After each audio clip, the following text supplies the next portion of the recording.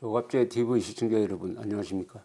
요 며칠 사이에 우리 언론에 나온 아베 수상에 대한 제목을 보면은 이렇습니다. 트럼프와 친한 척 하는 데만 몰입하는 아베, 일본서 역풍 직면. 트럼프와 골프 외교하다가 대구르르 구른 아베 신조 총리. 아베 트럼프와 골프 치다 벌러덩 넘어져. 아베 푸들 외교의 역풍. 트럼프 선택 100% 지지가 말이 되냐. 큰 언론사의 제목이 또는 본문에 이런 내용이 나옵니다. 이 5국의 수상을 향해서 벌러덩, 푸들, 대우르르 굴렀다 이런 감정적 표현을 쓰는 것은 매우 비정상적입니다. 일본 언론은 한국 대통령에 대해서 이런 표현을 쓰지 않습니다. 메이저 언론이 그렇다 이야기입니다. 주간 지나가면 좀 다르죠. 이렇게 하니까 요소는 좀 달라졌을 것 같은데 한때 한국 사람들은 김정은보다 아베 수상을 더 싫어한다 이런 통계도 나온 적이 있습니다. 그러면은 한국 여론도 이런 언론에 따라가느냐? 그렇지는 않습니다. 언론 따로 여론 따로예요. 일본에 관한 한. 그것을 잘 보여주는 게 요새 평창올림픽에서 진행되고 있는 이 관중들의 응원 태도라든지 이런 걸 보면은 일본이라고 특별히 야유를 보내는 것도 아니고 일본 선수 잘하면 박수치고 그런 거 아닙니까? 그런데 어떻게 언론은 줄곧 이런 식의 보도를 하느냐. 감정적 반일, 무조건적 반일은 어떤 결과를 초래하느냐 하면은 이미 결산이 되어 있습니다. 무조건적 반일은, 감정적 반일은 대한민국에 해가 된다. 동시에 북한 정권에는 덕이 된다. 하는 것을 잘 알 수가 있습니다. 지금 한참 미국이 한국으로부터의 철강 수입 규제를 둘러싸고 왜 일본에 대해서는 수입 규제를 하지 않고 한국에 대해서만 하느냐. 이게 혹시 문재인 정권에 대한 트럼프 정권의 보복이 아니냐. 이런 이야기도 나오고 있을 정도입니다. 이 한미일 관계에서 한일 관계가 중요하다는 것은 제가 기회 있을 때마다 말씀드리는데 언론이 들어서서 항상 이 한일 외교 관계를 어렵게 만듭니다. 여기에 한국의 정치인들이 편승합니다. 또는 따라갑니다. 이명박 대통령은 2008년에 금융위기를 참 세계적으로 잘 극복을 했는데 그리하여 일본에서도 이명박 대통령의 인기가 높았습니다. 그런데 2012년에 독도 방문에 이은 천황에 대한 부적절한 발언이 일본에서 보수 세력을 자극해가지고 아베 총리를 등장시키면서 한일 관계가 나빠지고 후임이 된 박근혜 대통령도 그 반일 노선을 쭉 따라가면서 아베 총리와는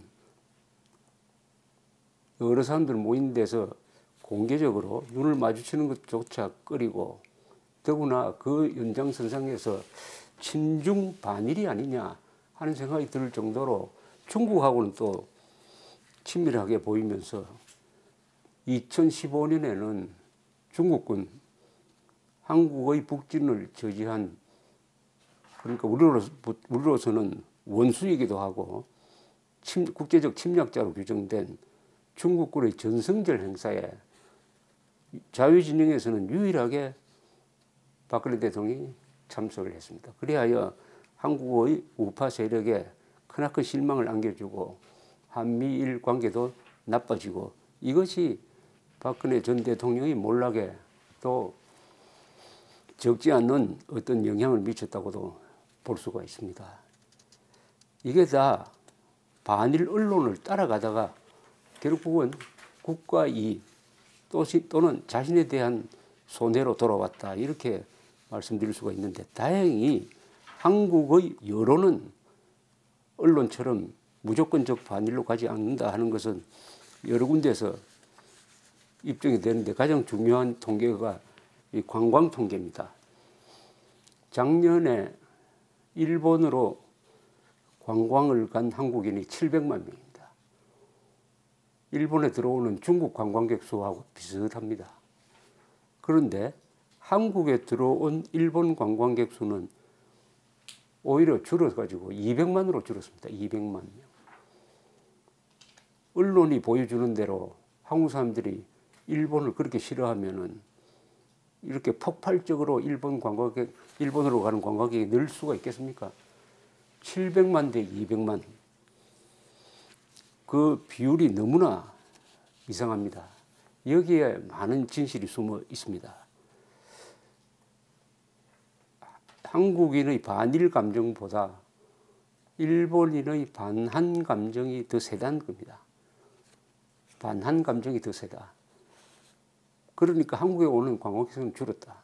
그러나 일본은 지금 음식값이 싸고 의외로 물가가 싸다. 이래가지고 제주도 갈 돈이 있으면 차라리 북해도 가겠다는 사람들이 주변에 많습니다. 또 일본의 편안한 안전한 그 인프라라든지 이게 또 한국 사람들을 유혹하고 있습니다. 그렇다면 정부 대 정부, 언론 대 언론은 관계가 나쁘지만은 국민 대 국민 관계는 한일 간이 나쁠 수가 없습니다. 좋은 편입니다. 이 일본에 대한 태도의 여부에 따라서 성공과 실패가 결정되는 것은 우리 남북한을 비교하면 잘 알 수 있습니다. 일본에 대한 태도가 김일성과 박정희가 달랐습니다.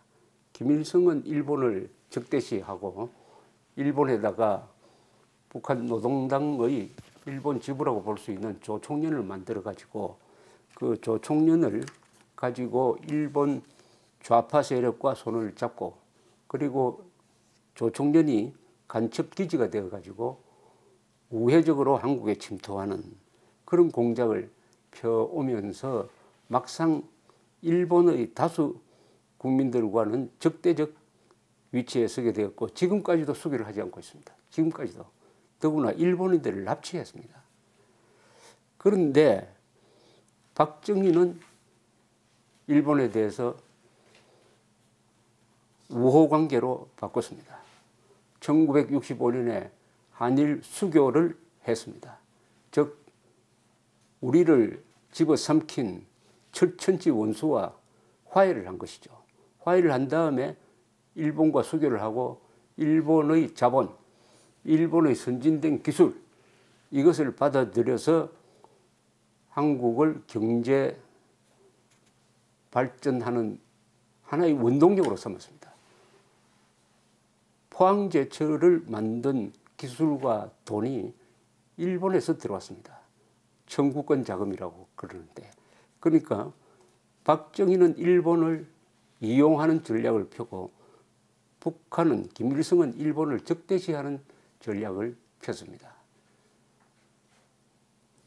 한국의 좌파 입장에서는 김일성의 그런 반일 정책이 민족주의에 맞다고 생각할지 모르죠. 그러나 결과적으로 어떻게 됐습니까?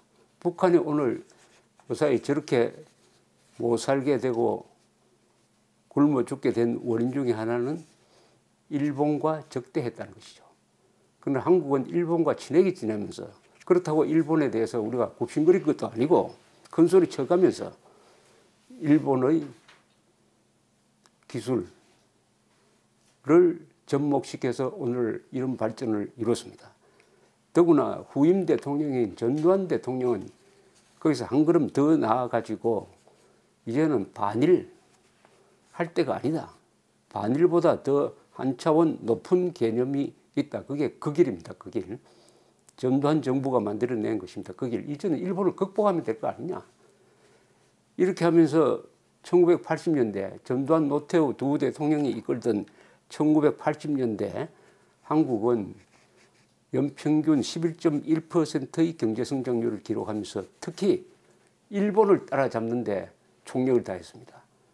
그 당시에 80년대의 경제 성장률을 비교하면 일본의 연평균 경제 성장률이 한 3% 정도 되는데 우리는 한 10% 됐습니다. 3배나 빨리 성장을 했습니다. 그리하여 지금 1인당 국민소득으로는 한국이 거의 따라잡게 되었습니다. 이게 전두환 대통령이죠. 그러니까 지금 한국의 좌파들이 친일했다고 욕하는 그 박정희의 그 친일이 대한민국을 강하게 만들고 김일성의 반일이 북한 정권을 저렇게 위기 속에 빠뜨리고 북한 주민을 못 살게 만들었다. 이렇게 정리하면은 일본과 무턱대고 무조건 일본을 싫어하는 것, 미워하는 게 결국 자해 행위로 귀결되었다는 것을 알 수가 있습니다. 국가와 국가 간의 관계는 그때그때의 이해관계에 따라서 동맹도 되었다가 원수도 되었다가 바뀌는 것입니다.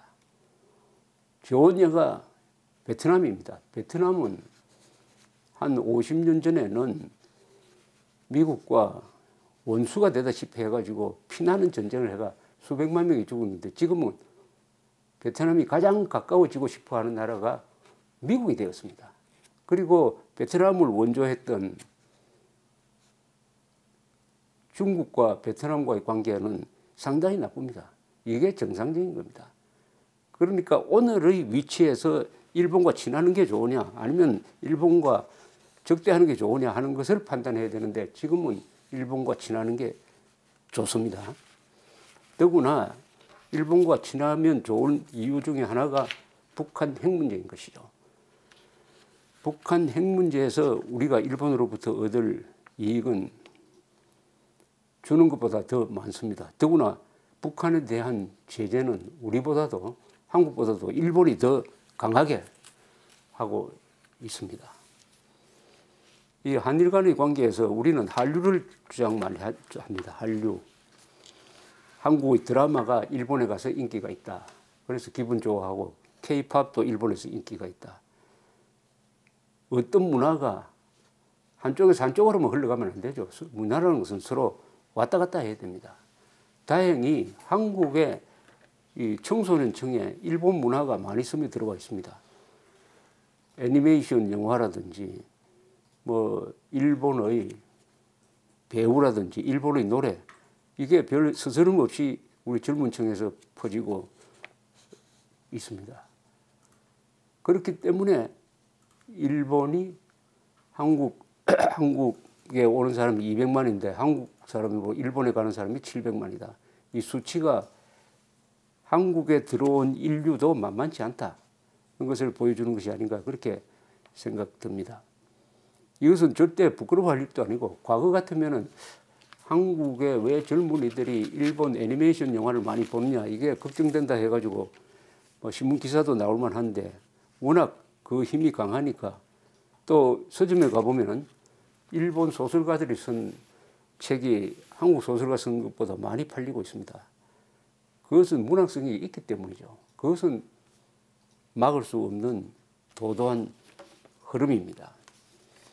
며칠 전에 아사히 신문에 칼럼 천성인어라는 칼럼에 보니까 지금 강원도에서 평창올림픽을 하고 있는데 강원도 사람들 중에서 젊은 사람들은 일본의 오타루라는 데를 참 좋아한다. 오타루에 가고 싶어 한다. 하는 기사가 들어 있었습니다.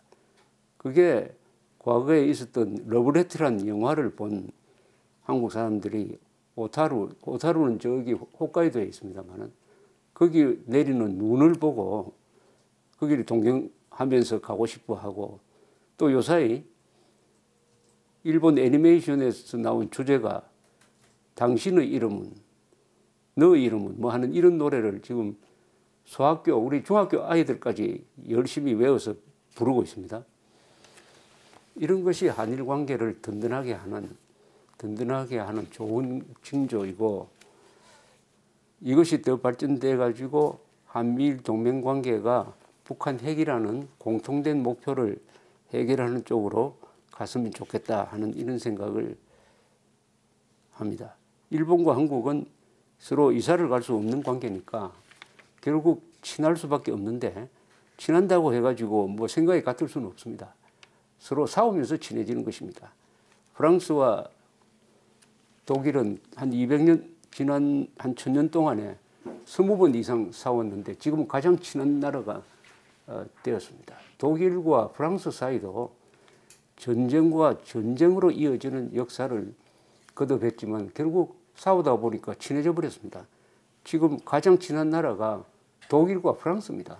불과 70년 전에만 해도 서로 죽이고 살리고 하는 이런 관계였습니다. 그런 나라의 역사에 비하면 한국과 일본 사이에는 전쟁이 가장 적었던 나라입니다. 국경을 맞닿고 있지는 않지만은 현해탄이라는 요 좁은 해협을 사이에 두고 있는 나라치고는 한국과 일본 사이가 가장 전쟁이 적었던 나라입니다. 적었던 나라입니다. 그런데 가장 전쟁이 많은 것처럼 한국이 일방적으로 당한 것처럼 이렇게 한일 역사를 피해자 의식으로 자꾸 강조를 하는 데서 오늘날 언론이 주도하는 무조건적 반일, 감정적 반일, 이게 외교 정책에 영향을 주고 그리하여 결국 핵 문제 해결에도 전혀 도움이 되지 않는 이런 쪽으로 나아가는데 그나마 평창올림픽 등등 문화예술을 통해서 한국과 일본 사이 people to people 관계는 결코 나쁘지 않다 하는 데서 위안을 얻게 됩니다. 감사합니다.